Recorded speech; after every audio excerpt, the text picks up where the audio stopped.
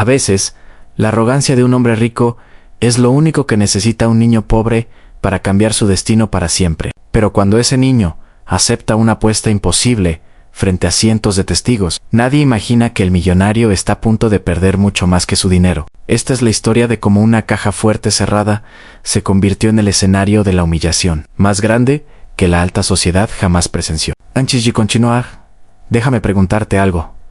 ¿Desde dónde nos estás escuchando y qué hora es allí? Me encantaría saber quién está del otro lado de esta historia. Escribe en los comentarios tu ciudad y la hora exacta, porque lo que estás a punto de escuchar te va a mantener despierto sin importar la zona horaria en la que te encuentres. La noche del 23 de marzo, el gran salón del casino Palacio de Cristal brillaba con una opulencia que dolía a la vista. Arañas de cristal checoslovaco derramaban luz dorada sobre mesas de mármol negro, donde se jugaban fortunas con la ligereza de quien compra café. El aire olía a whisky de 30 años y perfumes caros. En ese templo de la riqueza, sucedió algo que ninguno de los presentes olvidaría jamás. Ricardo Valmont no era simplemente rico, era obscenamente, insultantemente, imperdonablemente rico. Heredero de un imperio farmacéutico que abarcaba 3 continentes, había convertido el desprecio por los demás en un arte refinado. A sus 52 años, con su cabello plateado perfectamente peinado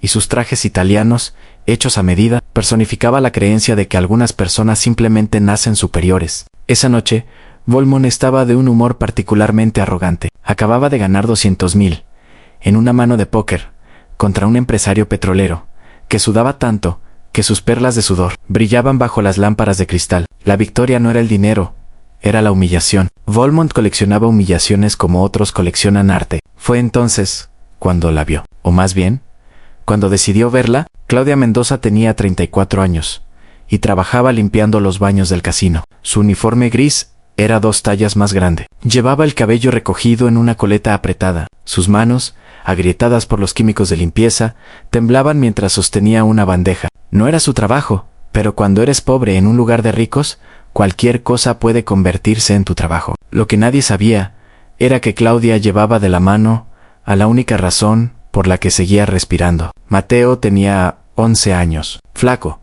con ojos color miel que parecían demasiado grandes para su cara angulosa y cabello negro rebelde. Llevaba una camisa blanca lavada 3 veces esa semana y pantalones que ya le quedaban cortos. Sus zapatos tenían suelas tan delgadas que sentía cada grieta del suelo. Claudia no debería haberlo traído. Las reglas eran claras.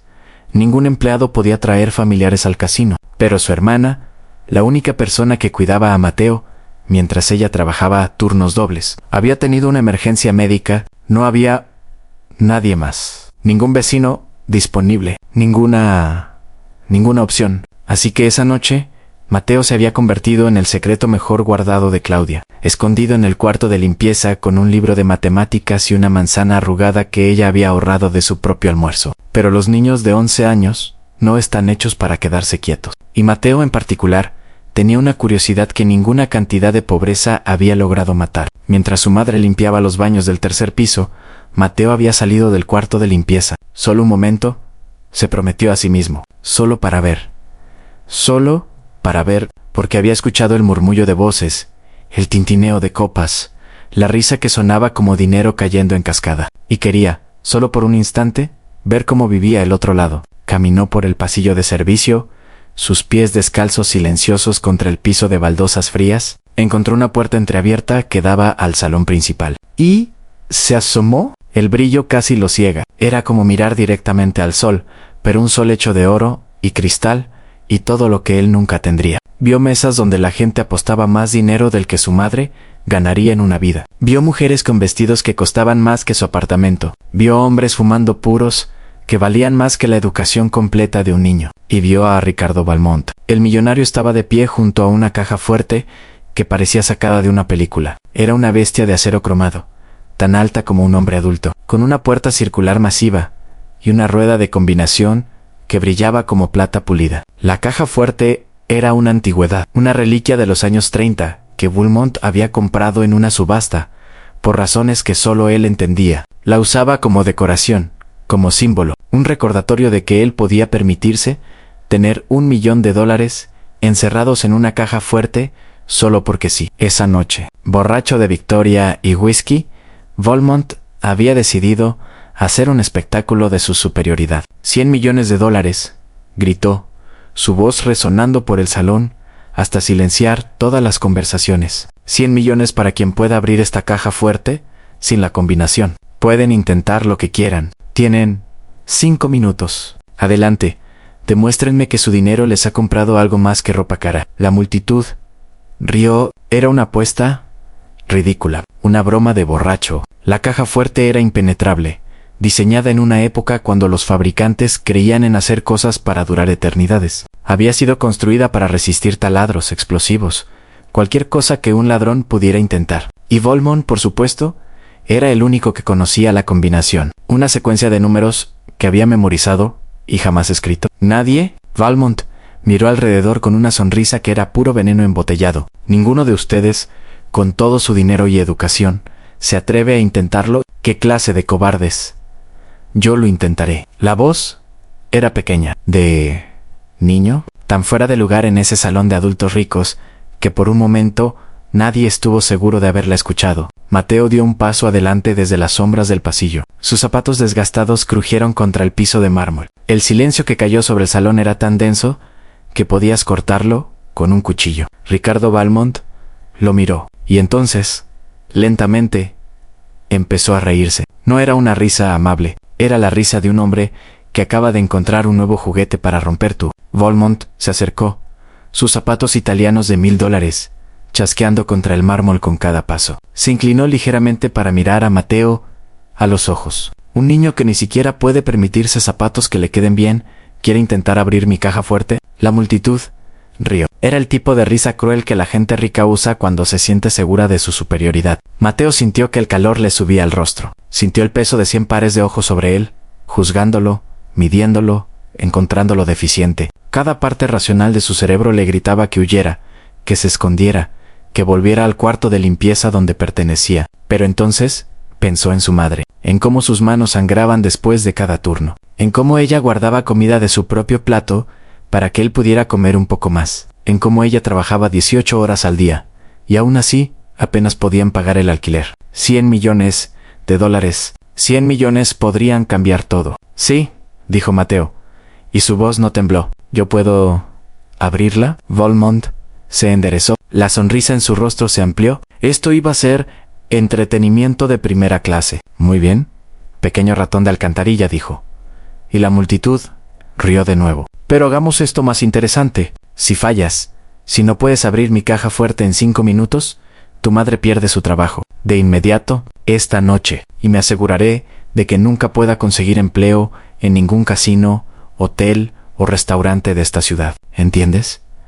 ¿Entiendes? El mundo de Mateo se tambaleó. Sintió como si el suelo bajo sus pies se hubiera convertido en agua. Su madre que ya trabajaba hasta el límite del colapso. Su madre que no tenía ahorros, ni familia que pudiera ayudar, ni ninguna red de seguridad, excepto este trabajo horrible en este lugar horrible. Debería haber dicho que no. Debería haber corrido. Debería haber suplicado perdón y misericordia. Pero Mateo miró a Ricardo Valmont a los ojos y vio algo allí que reconoció. Lo había visto antes en los ojos de caseros que los amenazaban con desalojarlos, en los ojos de doctores que negaban tratamiento porque no podían pagar, en los ojos de cada persona que alguna vez los había mirado y decidido que la pobreza era contagiosa en desprecio.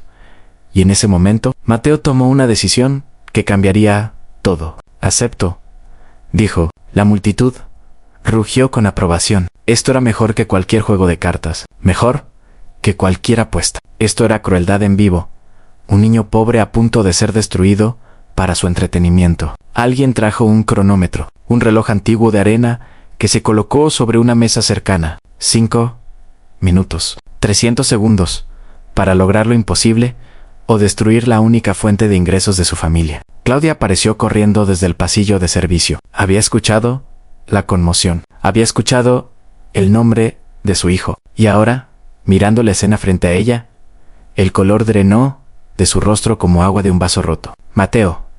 No, susurró, pero su voz se perdió en el murmullo de la multitud. Valmont dio una orden con un gesto de su mano. 2 guardias de seguridad tomaron a Claudia de los brazos, manteniéndola en su lugar. No bruscamente, pero con firmeza, forzándola a mirar, a ver a su hijo fracasar. Mateo se acercó a la caja fuerte. La multitud formó un semicírculo alrededor de él, dándole espacio, pero encerrándolo, como espectadores, en una ejecución. La caja fuerte era enorme de cerca. La puerta circular de acero brillaba bajo las luces. La rueda de combinación era del tamaño de un plato, con números grabados del 0 al 99. Para abrirla, necesitarías girar la rueda en una secuencia específica derecha hasta un número, izquierda hasta otro, derecha de nuevo, izquierda de nuevo. La combinación exacta, sin margen de error. Las probabilidades eran astronómicas. Había millones de posibles combinaciones. Y Mateo, un niño de 11 años de un barrio pobre, sin ninguna educación en cajas fuertes, sin ninguna herramienta, sin ninguna pista. Alguien volteó el reloj de arena. La arena comenzó a caer. Mateo colocó sus manos en la rueda de combinación. El metal estaba frío contra sus palmas. Cerró los ojos. La multitud murmuró. Algunos se burlaron. ¿Va a rezar? Pero Mateo no estaba rezando. Estaba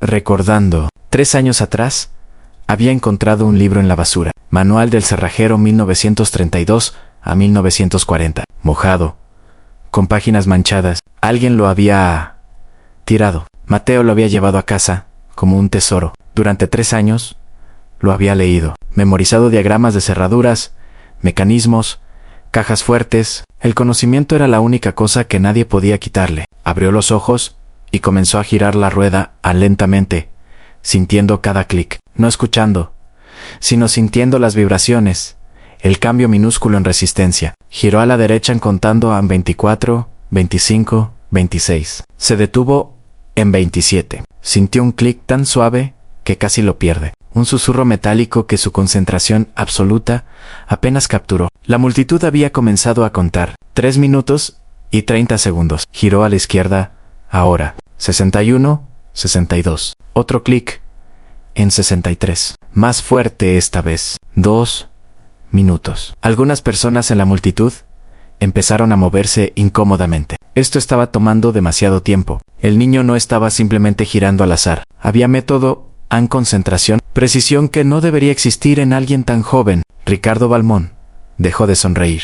Mateo giró a la derecha de nuevo. 15, 16, 18, la resistencia cambió. Sus dedos lo sintieron antes que su mente lo procesara. Otro clic en más definido. 1 minuto y 20 segundos. Claudia no podía respirar. Las lágrimas corrían por su rostro, pero no podía hacer nada excepto mirar. Los guardias la sostenían firmemente, sus dedos hundiéndose en sus brazos. Su mundo entero dependía de los próximos 80 segundos. Mateo giró a la izquierda una última vez. Sus manos temblaban ahora. No de miedo, sino de agotamiento, de concentración absoluta. Cada nervio en su cuerpo estaba tenso como una cuerda de violín. 42, 43, 45, 45. Sintió el último clic. Envolvió sus manos alrededor del volante circular en el centro de la puerta. La manija que, si la combinación era correcta, desengancharía los cerrojos internos. 30 segundos. La arena en el reloj casi había terminado de caer. Mateo empujó. Por un segundo, nada pasó. Y entonces el sonido metálico de cerrojos retrayéndose resonó por el salón como un disparo. La puerta se abrió. El silencio que cayó fue tan absoluto que podías escuchar el latido del corazón de cada persona en la habitación. Mateo dio un paso atrás. La puerta de la caja fuerte se abrió lentamente, revelando el interior. Fajos de billetes, perfectamente apilados. $100 millones en efectivo, porque Ricardo Balmont era el tipo de hombre que guardaba ese tipo de dinero solo porque podía. La multitud explotó a gritos de incredulidad. Algunos aplaudieron, otros simplemente se quedaron mirando, incapaces de procesar lo que acababan de presenciar. Un niño pobre, 11 años, había abierto una caja fuerte imposible. Ricardo Balmont se quedó inmóvil, su rostro sin color, sus manos temblando. No era solo el dinero, era la humillación en su propio territorio frente a personas que lo respetaban. Había sido derrotado por un niño. Alguien empezó aplaudir. Luego, otro y otro. Pues pronto, todo el salón resonaba con aplausos, no porque quisieran celebrar a Mateo, sino porque acababan de presenciar la caída de un tirano. Y hay algo primitivo, algo profundamente humano, en encontrar alegría cuando los arrogantes son humillados. Mateo se giró hacia Valmont, el niño y el millonario, separados por más que solo metros de piso de mármol, separados por clase, por riqueza, por todo lo que la sociedad usa para medir el valor humano. 100 millones, dijo Mateo, su voz era firme. Usted lo prometió. Frente a todos estos testigos, Valmont apretó los dientes tan fuerte que los músculos de su mandíbula se tensaron como cables de acero. No podía negarse, no frente a esta multitud, no sin destruir su reputación completamente. Los hombres ricos pueden sobrevivir a muchas cosas, pero ser conocidos como alguien que rompe su palabra, especialmente en una apuesta pública, eso era muerte social. El dinero es tuyo, escupió Valmont. Cada palabra sabía a veneno. Guardias, ayúdenlo a llevarse su premio. Los guardias que habían estado sosteniendo a Claudia la soltaron. Ella corrió hacia Mateo, cayendo de rodillas y envolviéndolo en un abrazo tan apretado que apenas podía respirar. ¿Cómo? Susurró ella. ¿Cómo lo hiciste? Mateo sonrió. La primera sonrisa genuina de la noche. El libro que encontré. Mamá, ¿recuerdas?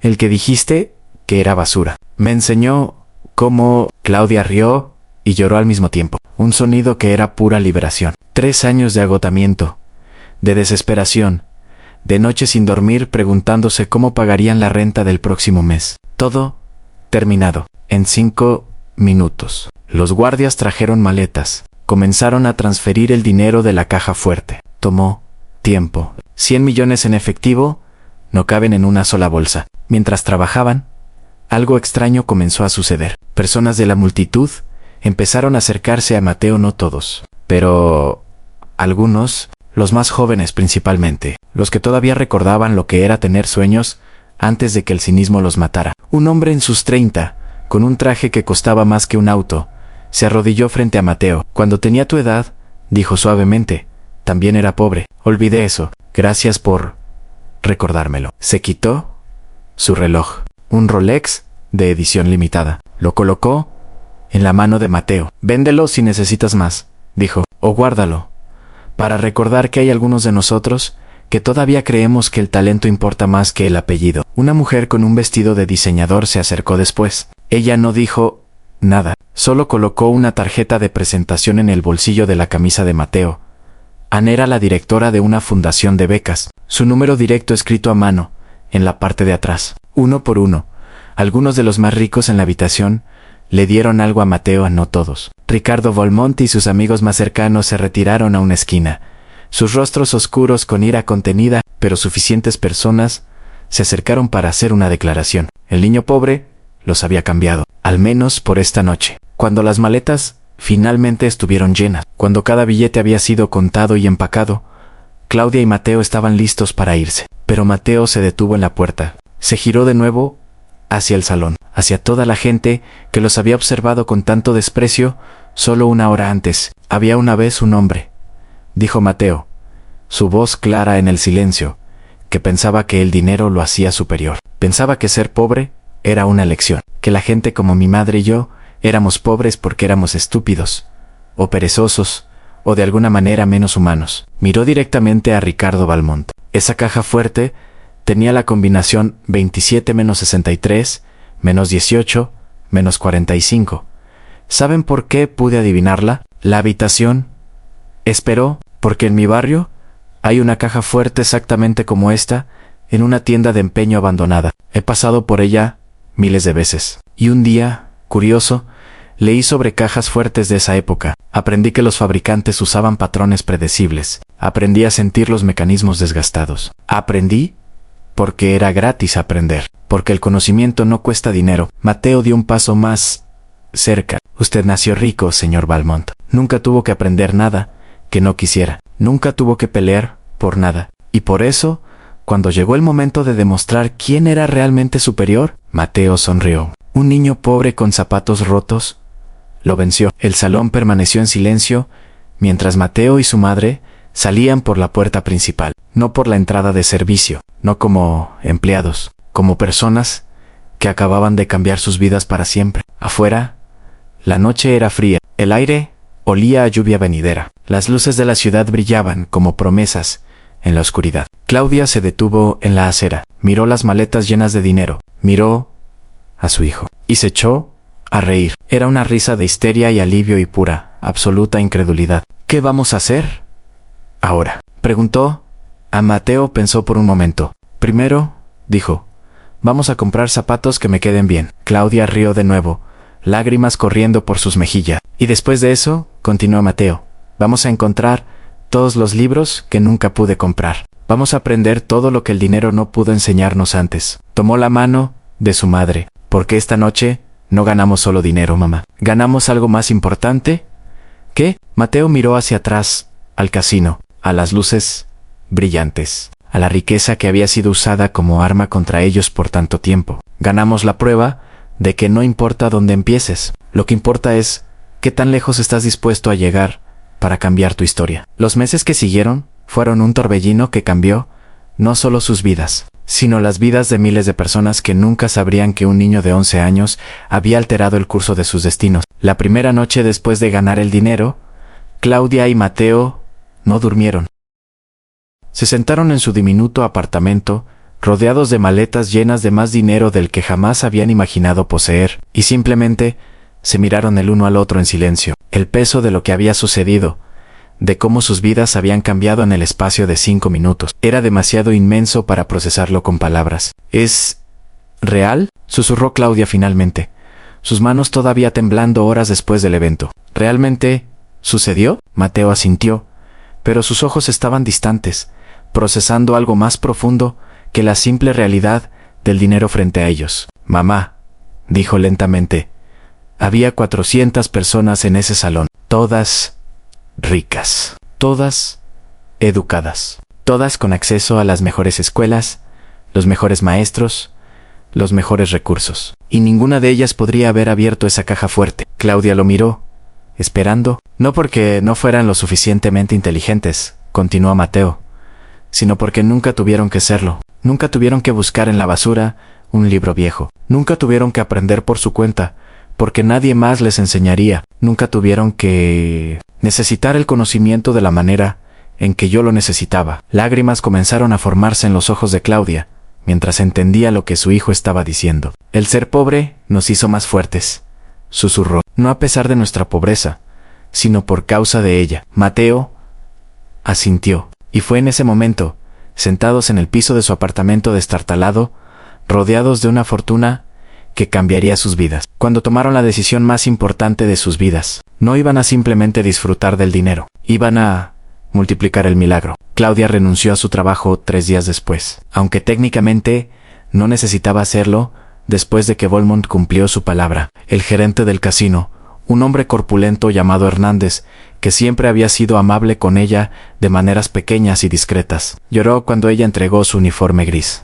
Nunca olvidaré lo que vi esa noche, le dijo, sosteniendo el uniforme como si fuera algo precioso. Un niño que demostró que todo lo que creemos sobre quién merece que en este mundo es una mentira que nos contamos para sentirnos mejor. Claudia abrazó a Hernández. Cuida de los otros trabajadores, le susurró. Los que limpian los baños, los que recogen la basura, los invisibles. Recuerda que cualquiera de ellos podría ser el próximo Mateo. Hernández asintió y cumplió esa promesa. En los años siguientes, sería conocido como el gerente que siempre daba segundas oportunidades, que pagaba salarios justos incluso cuando la empresa protestaba, que veía a sus empleados como seres humanos en lugar de recursos desechables. El cambio, descubrieron Claudia y Mateo, se propaga en ondas. Un acto de resistencia contra la injusticia puede inspirar a docenas de otros. Usaron parte del dinero para comprar una casa, no una mansión en los suburbios ricos, donde los vecinos los habrían mirado con sospecha, sino una casa sólida y digna en un barrio de clase trabajadora, un lugar donde conocían a sus vecinos, donde los niños todavía jugaban en las calles al atardecer, donde la comunidad significaba algo más que proximidad geográfica. La casa tenía 3 dormitorios. Claudia tomó uno, Mateo, otro. El tercero lo convirtieron en una biblioteca. Miles de libros, nuevos y usados. Mateo recordaba que el libro que cambió su vida había sido basura. Quería honrar eso. La biblioteca estaba abierta. Cualquier niño del vecindario podía venir, tomar un libro, quedárselo, sin preguntas. Sin preguntas. Los primeros visitantes llegaron tímidamente, esperando ostentación. En cambio, encontraron a Mateo en el piso con jeans desgastados, leyendo física cuántica que apenas entendía. ¿Puedo ayudarte?, preguntaba. Así comenzaban conversaciones sobre libros, sobre sueños, sobre lo imposible. Mateo comenzó a estudiar, contrató tutores, eligiéndolos cuidadosamente. No quería profesores de élite, quería maestros que creían que la educación podía cambiar vidas. Encontró a la profesora Elena Ruiz, ofreciendo tutoría desde su apartamento por tarifas que apenas cubrían sus gastos. Cuando le ofreció 10 veces su tarifa, ella casi colgó pensando que era broma. Pero vino, y cuando vio la biblioteca, cuando vio a un niño con 100 millones viviendo con humildad, Elena lloró. Pensé que había perdido la fe en la humanidad. Y entonces apareces tú. Elena se convirtió en familia. Cenaba con ellos, ayudaba a Claudia con finanzas. Bajo su guía, Mateo floreció. Pero lo más notable fue lo que hicieron con la mayoría del dinero. De los 100 millones, guardaron 5 para ellos. Un fondo de emergencia, una red de seguridad, suficiente para vivir cómodamente, pero no extravagantemente por el resto de sus vidas. Los otros 95 millones los invirtieron en crear algo que cambiaría el mundo. Crearon una fundación. No fue fácil. Las fundaciones benéficas requieren papeleo, abogados, estructuras legales complejas. Claudia, que 6 meses antes había estado limpiando baños, ahora se sentaba en reuniones con abogados corporativos que cobraban $1,000 por hora. Al principio, algunos de estos abogados la trataron con condescendencia. Hablaban lentamente, como si ella no pudiera entender conceptos básicos. Explicaban cosas obvias, con la paciencia exagerada que reservas para niños o personas que consideras menos inteligentes, hasta que ella los despedía. Yo no soy estúpida, les decía con una calma que era más devastadora que cualquier grito. Soy pobre, o lo era. Hay una diferencia, y si no puedes tratarme con el respeto básico que merece cualquier ser humano, entonces tu experiencia legal no vale nada para mí. Eventualmente encontraron a los abogados correctos, a los contadores correctos, a los asesores que entendían que servir a esta fundación no era solo un trabajo, era una misión. Y así nació la Fundación de la Segunda Oportunidad. La Fundación de la Segunda Oportunidad. Su misión era simple en concepto pero profunda en ejecución: encontrar niños talentosos en barrios pobres, niños que tenían potencial pero no recursos. Darles educación, herramientas, oportunidades, no caridad, sino inversión en genios que el sistema había decidido ignorar. Hacer por otros lo que el destino había hecho por Mateo esa noche. El proceso de selección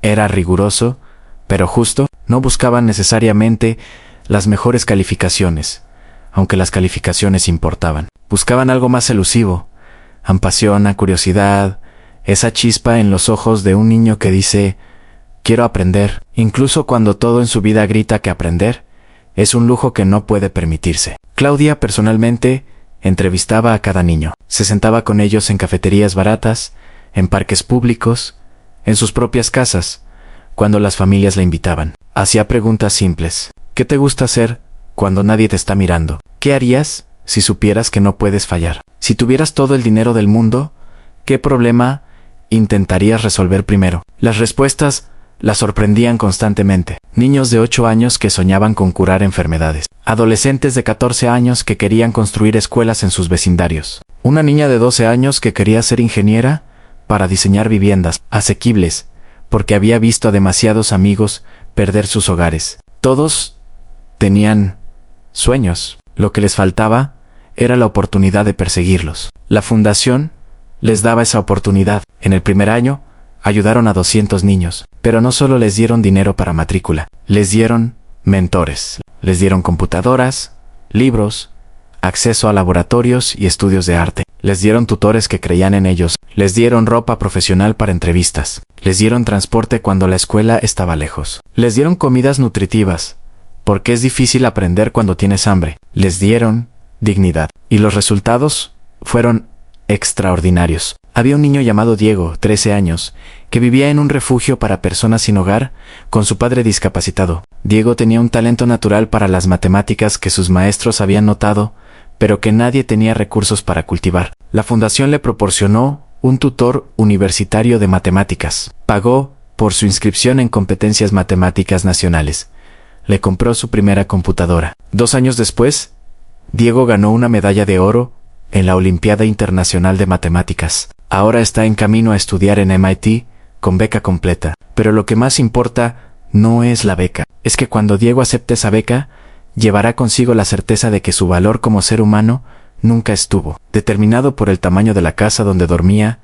Había una niña llamada Sofía, 9 años, cuya madre trabajaba 3 empleos y aún así apenas podía alimentarla. Sofía amaba dibujar. Dibujaba en márgenes de periódicos viejos con lápices rotos que encontraba en la escuela. Su arte era crudo, pero tenía algo, una perspectiva única, una voz que merecía ser escuchada. La fundación le proporcionó clases de arte, materiales profesionales, acceso a museos y galerías. Una mentora que era artista profesional y que vio en Sofía el mismo fuego que una vez tuvo ella. A los 15 años, Sofía tuvo su primera exposición en una galería real. Vendió 3 pinturas. El dinero no era mucho, pero no era el punto. El punto era que alguien había mirado el arte de una niña pobre y había decidido que valía la pena pagar por él, que ella valía la pena. Sofía ahora estudia Bellas Artes con beca, pero más importante, ella cree en sí misma. Y esa creencia, esa certeza de que su voz importa, es algo que ninguna cantidad de dinero puede comprar, pero que la falta de oportunidad puede destruir fácilmente. Había docenas de historias más, cientos, eventualmente, cada una única. Cada una un recordatorio de que, detrás de cada estadística sobre pobreza, hay un ser humano con sueños, con talento, con potencial que está siendo desperdiciado, no por falta de capacidad, sino por falta de acceso. Pero la fundación no solo cambió las vidas de los niños que ayudaba directamente, cambió comunidades enteras. Porque cuando un niño de un vecindario pobre tiene éxito, cuando va a la universidad, cuando consigue un buen trabajo, cuando regresa y le dice a otros niños, yo era como tú, y mira dónde estoy ahora, la esperanza se vuelve contagiosa. Los padres que habían renunciado a soñar para sus hijos, comenzaron a soñar de nuevo. Los maestros que habían estado enseñando en escuelas subfinanciadas durante décadas, de repente tenían estudiantes que creían que la educación podía ser su boleto de salida. Los vecindarios que habían sido escritos como áreas problemáticas comenzaron a verse a sí mismos de manera diferente. El cambio era lento, no era dramático, pero era real. Y todo había comenzado porque un niño con zapatos rotos se había atrevido a girar una rueda de combinación. Mientras tanto, Ricardo Valmont nunca se recuperó completamente de la humillación, y quizás eso era exactamente lo que necesitaba. No fue el dinero lo que lo destruyó. Los 100 millones dolían, sí, pero Valmont tenía tanto dinero que incluso esa pérdida masiva apenas afectó su estilo de vida material. Podría haber absorbido la pérdida financiera con un encogimiento de hombros y seguido adelante. Fue el orgullo, fue la narrativa por primera vez en 52 años. Ricardo Valmont tuvo que enfrentar una verdad que había pasado toda su vida, evitando que tal vez, solo tal vez, su riqueza no lo hacía superior, que tal vez su dinero no era evidencia de su valía inherente, sino simplemente el resultado del accidente del nacimiento. En los círculos sociales donde alguna vez reinó como rey indiscutido, ahora era el blanco de bromas, no abiertas. Por supuesto, la alta sociedad es demasiado educada para la crueldad directa, pero él podía verlo en sus ojos, en las sonrisas que no alcanzaban del todo sus labios, en las conversaciones que se detenían abruptamente cuando entraba a una habitación. ¿Recuerdas cuando Valmont fue derrotado por un niño? La historia se contó y volvió a contar, cada versión exagerando un poco más. En algunas versiones, Mateo había abierto la caja fuerte en 30 segundos. En otras, Valmont había llorado. La verdad no importaba. Lo que importaba era que el mito de la invencibilidad de Valmont había sido destruido. Algunos de sus amigos lo abandonaron completamente. Invitaciones a eventos exclusivos que solían llegar semanalmente se volvieron raras. Su mesa habitual, en el club privado más prestigioso de la ciudad, de repente estaba siempre reservada cuando llamaba. Los que permanecieron lo hicieron por razones que Valmont eventualmente reconoció como peores que el abandono directo. Permanecieron porque disfrutaban viéndolo caído, porque la miseria de alguien que alguna vez fue más poderoso que ellos los hacía sentir mejor consigo mismos. Valmont intentó demandar, contrató el bufete de abogados más caro de la ciudad, hombres en trajes de $5,000, que hablaban en términos legales, impenetrables, y cobraban tarifas, que harían llorar a la mayoría de las personas. Pero la apuesta había sido pública, grabada en los teléfonos de docenas de testigos, transmitida en redes sociales, antes de que pudiera detenerla. Varios medios de comunicación habían cubierto la historia. Legalmente, era inquebrantable. Los abogados le aconsejaron que aceptara la pérdida con gracia, que hiciera una declaración pública felicitando a Mateo, que mostrara clase al ser derrotado. Valmont los despidió a todos, porque la gracia requiere humildad, y Valmont no tenía ninguna. Todavía no. Los primeros 6 meses después de aquella noche fueron los más oscuros de su vida. Se aisló en su mansión, una estructura de 15,000 metros cuadrados, con más habitaciones de las que podía recordar. Deambuló por pasillos vacíos. Se sentó en salas de estar del tamaño de casas enteras. Miró su colección de arte, que valía más que el PNB de algunos países pequeños, y se sintió completamente vacío. Fue su Mayo R. Domo, un hombre llamado Albert, que había trabajado para la familia Valmont durante 40 años, quien finalmente dijo lo que nadie más se atrevía a decir. «Señor», dijo Albert una noche, cuando Valmont estaba particularmente borracho, «¿puedo hablarle con franqueza?» Valmont hizo un gesto vago de permiso. «Usted siempre ha tratado la riqueza como prueba de superioridad», dijo Albert cuidadosamente, «como si el dinero fuera evidencia de que usted era mejor que otros, más inteligente, más merecedor, a más humano». Valmont lo miró con ojos entrecerrados, pero no interrumpió. «Y luego vino un niño», continuó Albert, «un niño con nada excepto un libro viejo que alguien había tirado a la basura, y demostró que el talento, la inteligencia, el mérito real, no tienen nada que ver con cuánto dinero tienes. ¿A dónde quieres llegar con esto?», gruñó Valmont. Albert lo miró directamente a los ojos. «Usted tiene 2 opciones, señor. Puede pasar el resto de su vida amargado, enfadado, convencido de que el mundo es injusto porque un niño pobre lo superó. O puede usar esto como la oportunidad que es». «¿Qué oportunidad?». Valmont casi escupió las palabras. «La oportunidad de convertirse en una mejor persona, de vivir de una manera que haga que cuando muera, la gente recuerde algo más que solo su dinero». Albert hizo una pausa. «Porque ahora mismo, señor, si muriera mañana, su obituario tendría un solo titular: al millonario humillado por niño pobre. ¿Es así como quiere ser recordado?». Las palabras se hundieron en Valmont como cuchillos, porque Albert tenía razón. Por primera vez en su vida, Ricardo Valmont se miró a sí mismo honestamente, y no le gustó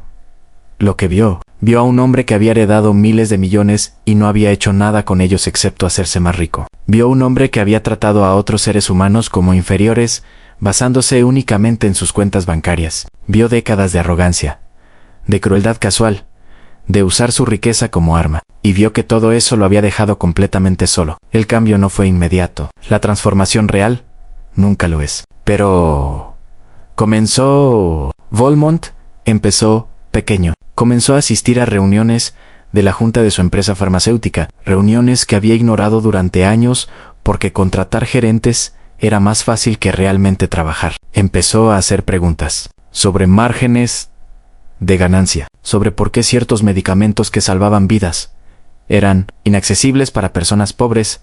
A sus ejecutivos estaban sorprendidos. Algunos estaban consternados, pero Valmont era el propietario, así que tenían que escuchar. «Reduzcamos los precios de insulina», ordenó en una reunión. «Señor, eso nos costaría millones en ganancias», protestó el CFO. «Tengo 1,000 millones», respondió Valmont. «¿Cuánto más necesito antes de que sea suficiente?». La habitación quedó en silencio. 3 meses después, la compañía farmacéutica de Valmont anunció una reducción de 60% en los precios de varios medicamentos esenciales. Wall Street odiaba la decisión. Las acciones cayeron. Valmont no le importó, porque por primera vez en su vida estaba haciendo algo que no era solo por dinero. Estaba haciendo algo porque era lo correcto. Y descubrió algo sorprendente. Se sentía bien. No el tipo de satisfacción superficial que obtenía al ganar en póker o al comprar un auto nuevo, sino algo más profundo. Algo que llenaba el vacío que ni siquiera había sabido que tenía. 3 años después de aquella noche, algo inesperado sucedió que cambiaría la relación entre dos hombres que representaban mundos completamente opuestos. Mateo, ahora de 14 años, había crecido varios centímetros. Ya no era el niño flaco con zapatos rotos. Era un joven, con la confianza que viene de saber que tu valor no depende de la aprobación de otros. Todavía vivía con humildad, pero ahora era una elección consciente en lugar de una necesidad impuesta. Un día, mientras revisaba el correo de la fundación, encontró algo inesperado entre las solicitudes de becas y las cartas de agradecimiento de familias. Un sobre de papel caro, color crema, sin dirección de remite. Lo abrió con curiosidad. R.G. Ricardo Valmont. La carta estaba escrita a mano, no dictada a una asistente, no tecleada en una computadora, escrita con la propia letra irregular de Valmont, con palabras tachadas y reescritas, evidencia de varios borradores antes de llegar a esta versión final. Querido Mateo, comenzaba. No estoy seguro de cómo comenzar esta carta. He comenzado y descartado 12 versiones diferentes. Cada una sonaba como excusas. Cada una intentaba suavizar lo que necesito decir con palabras elaboradas que hacen que las personas, como yo, se sientan menos incómodas, admitiendo que estuvimos equivocadas. Así que seré directo. Quiero disculparme, no por la apuesta en sí. Hiciste algo notable esa noche. Ganaste justamente, brillantemente, de una manera que todavía me deja asombrado cuando lo pienso. No, me disculpo por cómo te traté antes de que ganaras, por cómo te miré, por las palabras que usé, por la crueldad casual que inflige a alguien cuando está tan convencido de su propia superioridad que ni siquiera reconoce la humanidad de otros. Me disculpo por cada vez que traté a tu madre, a ti, a personas como ustedes, como si fueran menos que humanos, porque eso es lo que hice, Mateo, no solo esa noche, sino durante décadas. Toda mi vida. La carta continuaba por varias páginas más. Valmont describía su viaje de autodescubrimiento, como había pasado 3 años desmantelando la narrativa que se había contado a sí mismo toda su vida. Como había comenzado a ver su riqueza, no como evidencia de mérito, sino como responsabilidad. He donado la mitad de mi fortuna restante a causas de educación para niños desfavorecidos, escribió. No a través de organizaciones grandes e impersonales, donde el dinero se pierde en burocracia, sino a fundaciones pequeñas que realmente tocan vidas individuales. Fundaciones como la tuya. He cambiado las políticas de mi empresa farmacéutica. Redujimos los precios de medicamentos esenciales en 60%. Nuestras ganancias cayeron. Algunos accionistas me demandaron. No me importa, porque finalmente entiendo que hay cosas más importantes que maximizar ganancias. He despedido a la mitad de mi círculo social. Las personas que me rodeaban, no porque me respetaran, sino porque querían algo de mí. Las personas que celebraban mi crueldad porque les hacía sentir que la suya era aceptable. He empezado a vivir de manera diferente, más simple, no en pobreza performativa. Eso sería insultante, pero sin la ostentación que usaba como escudo, sin la necesidad constante de demostrar mi riqueza como si fuera evidencia de mi valor. La carta se volvió más personal hacia el final. Probablemente te estés preguntando ¿por qué te escribo esto? ¿Qué quiero de ti? Y la respuesta honesta es aún nada. No espero tu perdón. No espero que me absuelvas de décadas de ser una persona terrible. No espero ni siquiera que respondas esta carta. Te escribo porque necesitaba que supieras que ese niño de 11 años con zapatos rotos que se atrevió a desafiarme cuando todo el mundo decía que era imposible, cambió mi vida. No solo me derrotó, me salvó. Me salvó de convertirme en el tipo de hombre que muere rico y solo, recordado solo por su dinero y nunca por su humanidad. Me salvó de desperdiciar el resto de mi vida siendo alguien que ni siquiera me gustaba. Así que gracias, Mateo, gracias por tu coraje. Gracias por girar esa rueda, incluso cuando todos esperaban que fallaras. Gracias por demostrar que el verdadero mérito no tiene nada que ver con el dinero y todo que ver con el carácter. La carta estaba firmada simplemente a Ricardo Valmont, un hombre tratando de ser mejor. Mateo leyó la carta 2 veces, luego 3, luego la dejó sobre su escritorio y se sentó en silencio por largo tiempo, procesando. Parte de él quería estar enojado. Quería rechazar la disculpa como demasiado poco, demasiado tarde. Quería recordar la humillación, el miedo, la crueldad casual de esa noche. Pero otra parte de él, la parte que había crecido leyendo sobre filosofía y ética en los libros de su biblioteca, la parte que entendía que las personas son complejas